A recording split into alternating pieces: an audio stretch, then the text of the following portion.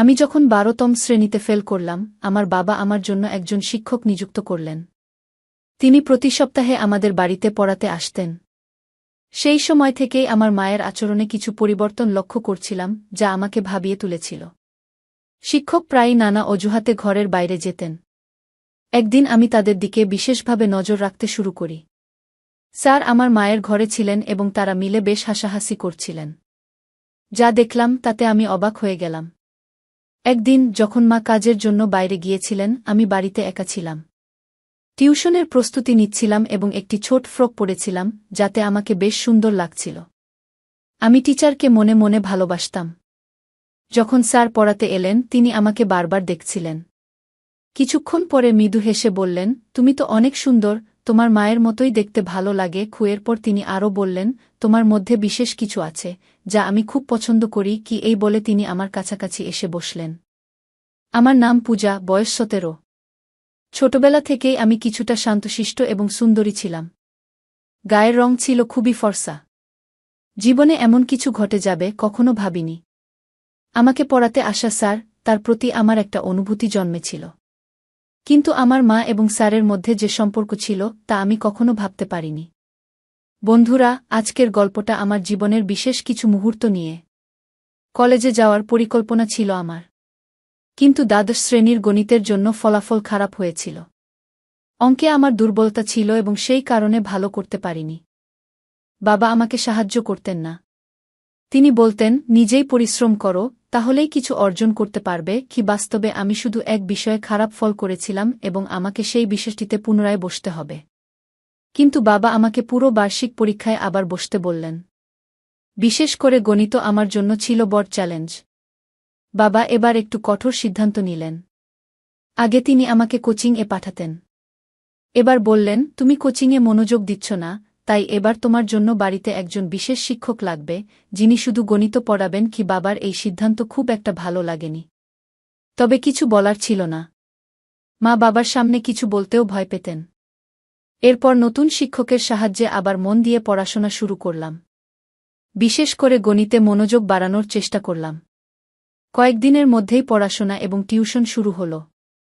প্রথম দিন স্কুল থেকে দুপুর ১:২০টার দিকে বাড়ি ফিরলাম আর মা বললেন, ১:০০টার মধ্যে সব গুছিয়ে নাও, কারণ ২:০০টায় তোমার টিউশন স্যার আসবেন। সেদিন প্রথমবার স্যারের সাথে দেখা হল। তিনি প্রায় ৩০ বছরের কম বয়সী একজন যুবক। মা তাকে জল দিলেন এবং তিনি লজ্জিত মনে করছিলেন। হয়তো আমি তার প্রথম ছাত্রী ছিলাম। প্রথম দিন স্যার খুব বেশি চাপ দেননি, তাই একটু স্বস্তি পেলাম। তবে স্যারকে দেখে মনে হয়েছিল তিনি বেশ পেশাদার এবং কিছুটা লাজুক প্রকৃতির। কিছুদিন ভালোভাবেই চল।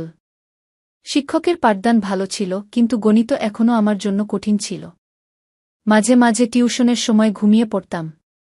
শিক্ষক যখন পানি নিতে ঘর থেকে বের হতেন, তখন ঘুম পেয়ে যেত। ঘুমিয়ে পড়লেও শিক্ষক এ বিষয়ে কিছু বলতেন না।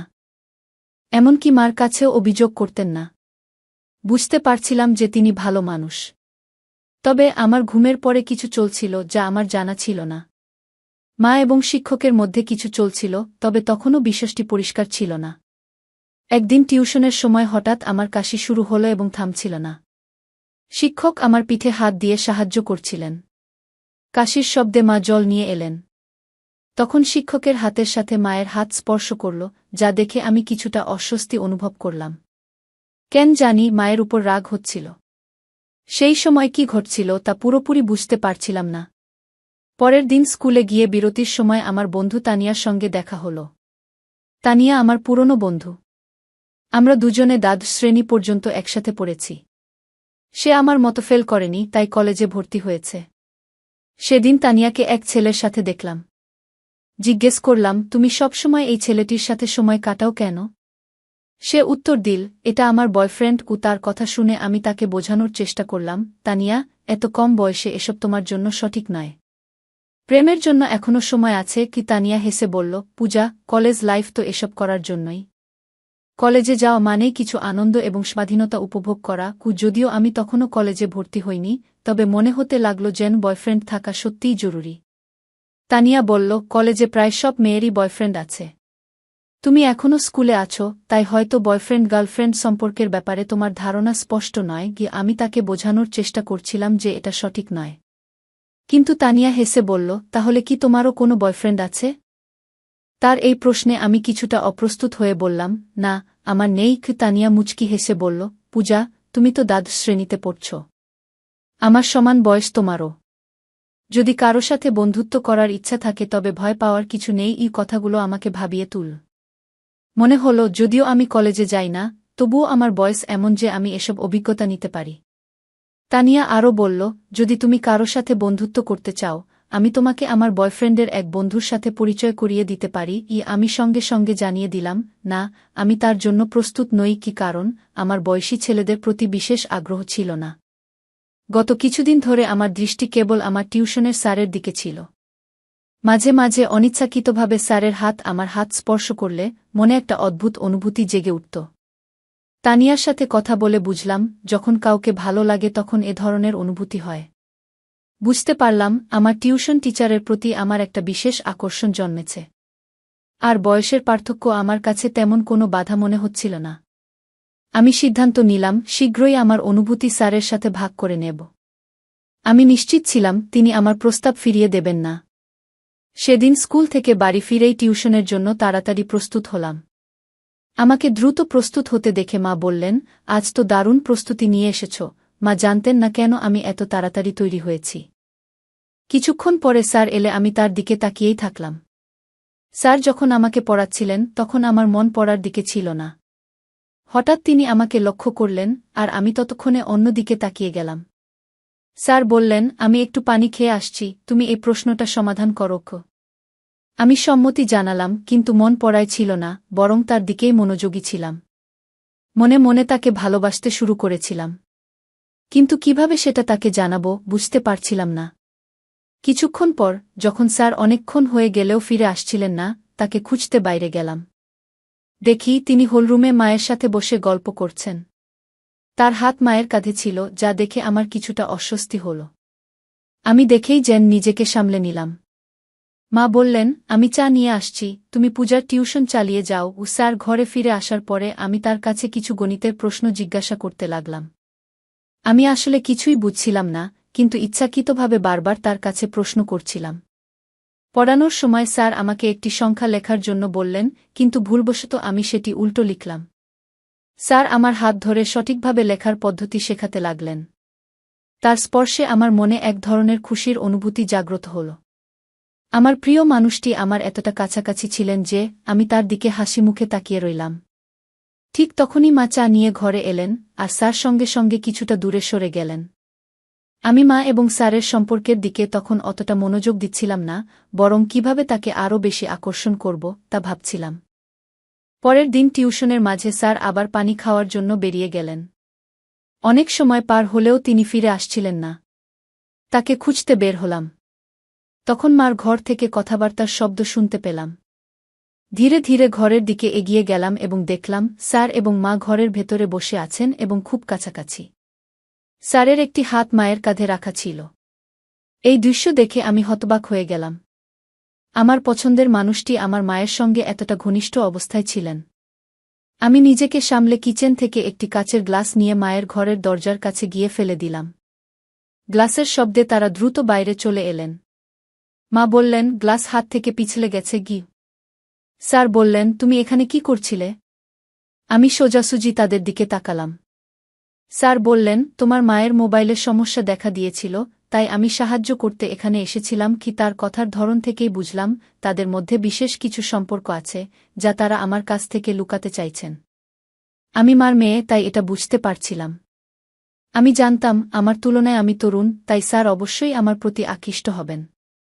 সেদিন কিছু করতে পারিনি, কারণ টিউশনের সময় শেষ হয়ে গিয়েছিল। কিন্তু আগামী দিনে আমি অবশ্যই কিছু করার চেষ্টা করব। একদিন টিউশনের জন্য প্রস্তুতি নিচ্ছিলাম। আমি একটি ছোট ফ্লোরাল পোশাক পরেছিলাম। পোশাকটি আমাকে বেশ সুন্দর লাগছিল, আর আমি হালকা মেকআপ করেছিলাম। যখন টিচার টিউশনে এলেন তিনি বারবার আমার দিকে তাকাচ্ছিলেন। পড়াশোনা শুরু হলে কথার মাঝে তার হাত আমার পায়ের কাছে লাগল। কিছুক্ষণ ধরে টিচার তার হাত সরালেন না। এতে বুঝতে পারছিলাম তিনি আমার প্রতি আকৃষ্ট হচ্ছেন। সেদিন সময় কেটে গেল। তবে প্রতিদিনের মতো টিচার কোনো অজুহাতে পানি খেতে বা বাইরে যাননি। বরং তিনি আমার হাত ধরে পড়াতে লাগলেন এবং মাঝে মাঝে আমার দিকে তাকাচ্ছিলেন। এটি আমার কাছে বেশ ভালো লাগছিল। হঠাৎ মা এসে গেলেন। মা টিচারকে আমার হাত ধরে পড়াতে দেখে চোখ বড় করে তাকালেন। এরপর তিনি টিচারকে চায়ের কথা বলে বাইরে নিয়ে গেলেন। আমি মায়ের পেছনে পেছনে গেলাম। টিচার সরাসরি মায়ের ঘরে না গিয়ে হলের এক কোণে বসে থাকলেন। মা আমাকে কিচেনে নিয়ে গিয়ে বললেন, তুই আর ছোট নেই।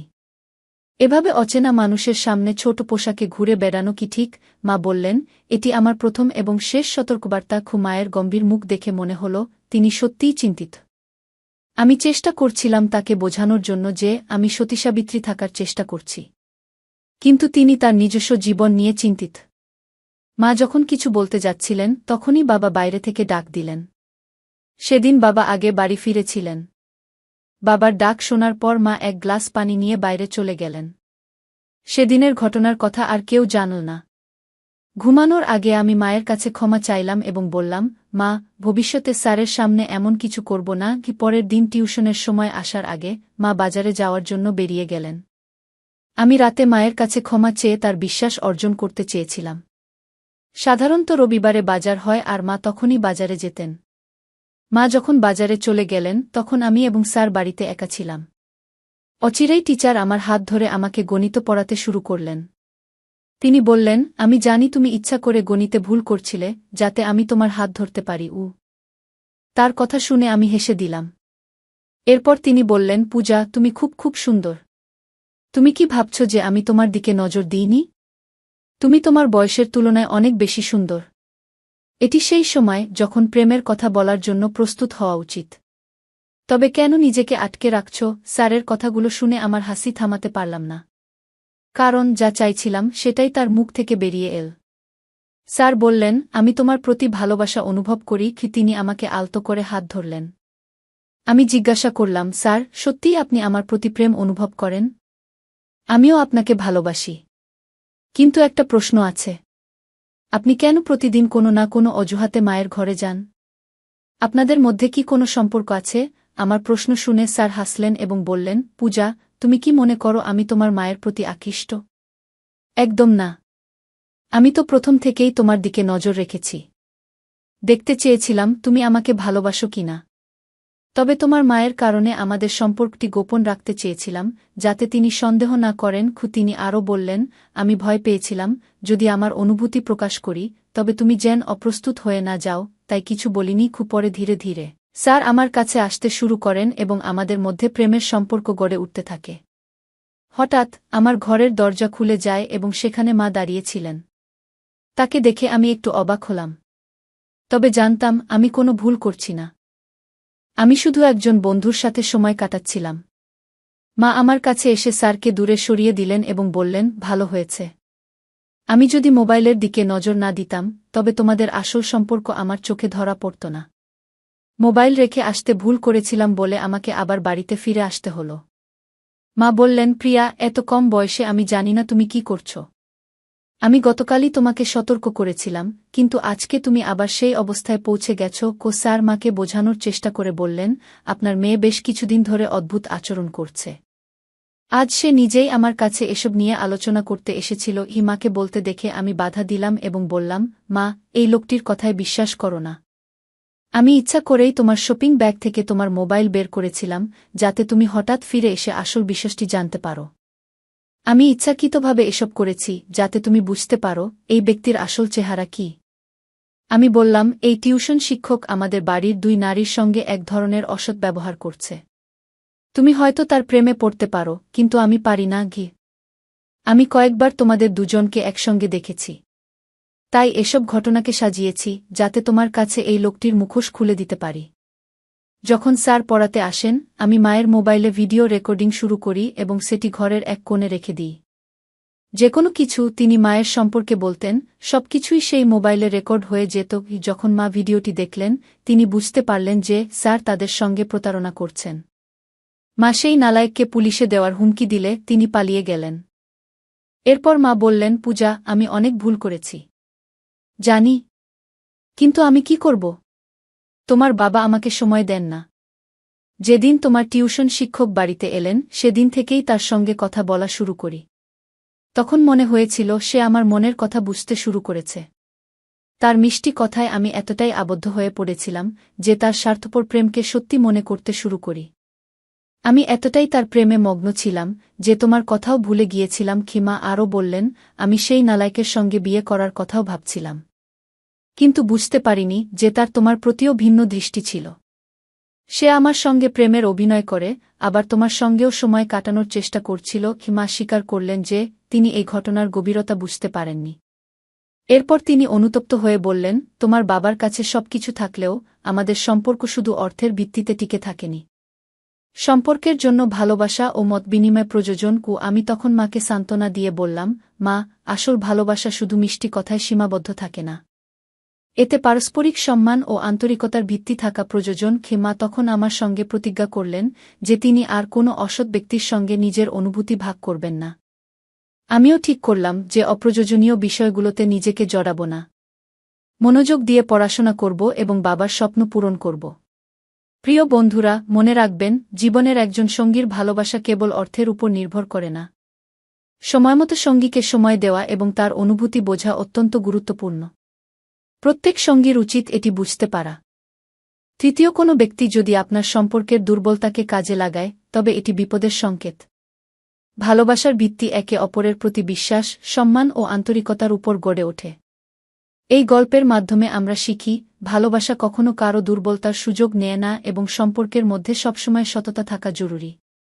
যে কোনো পরিস্থিতিতে নিজের সম্মান এবং আত্মমর্যাদা রক্ষা করা অত্যন্ত গুরুত্বপূর্ণ। অতএব, সম্পর্কের মধ্যে কখনো এমন পরিস্থিতি তৈরি হলে যেখানে আমাদের সম্মান বা নিরাপত্তা হুমকির মুখে পড়ে, সেখান থেকে সরে আসা উচিত। এখানে স্যারের আচরণ ছিল প্রতারণামূলক, তবে মা প্রথমে তা বুঝতে পারেননি। এই গল্পটি আমাদের শিক্ষা দেয়া, ভালোবাসা কখনো কারও দুর্বলতা বা শোষণের জন্য নয়। এটি একে অপরের সম্মান ও সহযোগিতায় ভিত্তি করে গড়ে ওঠে। গল্পের শেষে মা এবং পূজা সিদ্ধান্ত নিয়েছিলেন যে তারা আর কাউকে নিজেদের জীবনে এমনভাবে সময় দেবেন না যা তাদের নিরাপত্তা ও মানসিক শান্তি নষ্ট করতে পারে। এই সিদ্ধান্ত তাদের জীবনে ইতিবাচক পরিবর্তন আনতে সাহায্য করেছিল। নেতিবাচক অভিজ্ঞতা থেকেই মানুষ প্রয়োজনীয় শিক্ষা নিয়ে নিজের জীবনকে সুন্দর করে তুলতে পারে। বন্ধুরা, এই গল্পটি যদি আপনাদের ভালো লেগে থাকে তবে দয়া করে ভিডিওটি লাইক করুন এবং আমাদের চ্যানেলটি সাবস্ক্রাইব করুন। পাশে থাকা বেল আইকনটি প্রেস করুন যাতে আমরা নতুন ভিডিও আপলোড করলে তার নোটিফিকেশন সবার আগে আপনার কাছে পৌঁছে যায়। ধন্যবাদ। দেখা হবে আমাদের পরবর্তী ভিডিওতে।